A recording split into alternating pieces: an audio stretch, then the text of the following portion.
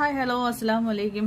അപ്പോൾ എൻ്റെ കുഞ്ഞുനാളിലത്തെ ഡ്രീം എന്താണെന്ന് വെച്ച് കഴിഞ്ഞാൽ ഒരു ചെറിയ പ്രായത്തിൽ എനിക്ക് ടീച്ചർ ആവണമെന്നായിരുന്നു. പിന്നെ ഒരു ഹൈസ്കൂൾ ലെവലൊക്കെ എത്തിയപ്പോഴത്തേക്കും എൻ്റെ ആഗ്രഹം ഒരു വക്കീലാവണം എന്നായിരുന്നു. പിന്നെ എൻ്റെ വീട്ടുകാരുടെ സാഹചര്യം അതെന്നെ തുടർന്ന് പഠിപ്പിക്കാൻ ഞങ്ങളുടെ വീട്ടിലെ കുടുംബത്തിൽ ആരും ഒരുപാടൊന്നും പഠിച്ച ആൾക്കാരൊന്നും അല്ല.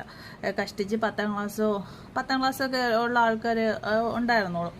അപ്പോൾ അത് കാരണം ഇവരുടെയൊക്കെ ഡ്രീം എന്ന് പറയുന്നത് ഒരു 10-15 വയസ്സ് കഴിഞ്ഞ് കഴിഞ്ഞാൽ എങ്ങനെയും കെട്ടിച്ചുവിടും. എന്തായാലും എൻ്റെ ഹൈസ്കൂൾ കഴിഞ്ഞു, ഹയർ സെക്കൻഡറി കഴിഞ്ഞ ഉടനെ എന്നെ കെട്ടിച്ചെന്ന് വിട്ടു.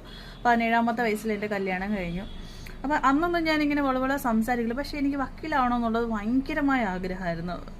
അപ്പോൾ ഹസ്ബൻഡിൻ്റെ വീട്ടിൽ ചെന്ന് അവിടുത്തെ കുറേ സാഹചര്യങ്ങളും കാരണങ്ങളൊക്കെ ആയി. അപ്പോഴത്തേക്കും ഓട്ടോമാറ്റിക്കലി നമ്മൾ സംസാരിക്കാൻ പ്രാപ്തമാവും.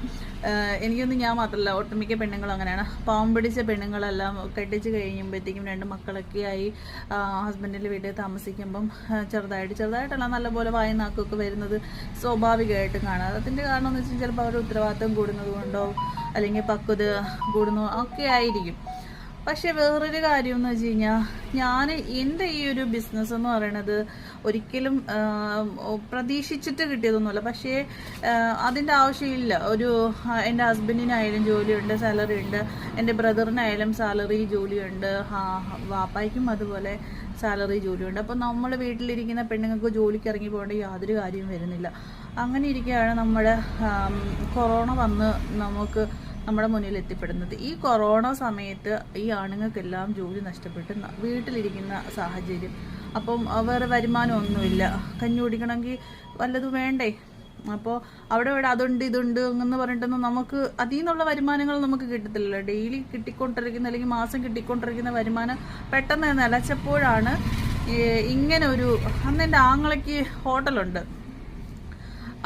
ഹോട്ടലെന്ന് പറഞ്ഞു കഴിഞ്ഞാൽ 3 ഹോട്ടൽ ഓൾറെഡി ഉണ്ടായിരുന്നു. ഇപ്പോൾ ഗൾഫിൽ നിന്നിട്ട് എൻ്റെ ആങ്ങളെ നാട്ടുകാരെല്ലാം ഇങ്ങനെ പറ്റിക്കും. അപ്പം നാട്ടിൽ വന്ന് സെറ്റിൽ ആവാമെന്ന് വിചാരിച്ചിട്ട് ഒരു ഹോട്ടൽ കഴിഞ്ഞു, 2 ഹോട്ടൽ കഴിഞ്ഞു, 3-ാമത്തെ ഹോട്ടലായിരുന്നു ഞാൻ ഈ നടത്തിക്കൊണ്ടിരിക്കുന്ന സ്ഥാപനം. അപ്പം ഇതെല്ലാം ഞാൻ ഈ വന്ന് കയറുന്ന സമയത്ത് എനിക്കറിയുന്നില്ല എൻ്റെ ആളെ ഇത് ലെവലിലാണ് പൊക്കോണ്ടിരിക്കും. ഞാൻ നോക്കുമ്പോഴത്തേക്കും നല്ല രീതിയിൽ ഓടുന്നുണ്ട്. ഒരു 10-40 സ്റ്റാഫുകളുണ്ട്. 2 ഹോട്ടലായിട്ട് 10-40 സ്റ്റാഫുകളുണ്ട്. അവർക്ക് ചോദിക്കുമ്പോൾ പൈസ, എണ്ണ അടിക്കാൻ പൈസ, ഇതിന് പൈസ, അവിടെ പോകണം പൈസ. അത് 60 രൂപയുടെ 60 രൂപയുടെ പൊറോട്ടയും കൊണ്ട് 100 രൂപ വണ്ടിക്കൂലി ചിലവാക്കി ഡെലിവറി കൊണ്ടുപോകുന്ന സമയങ്ങളാണ്.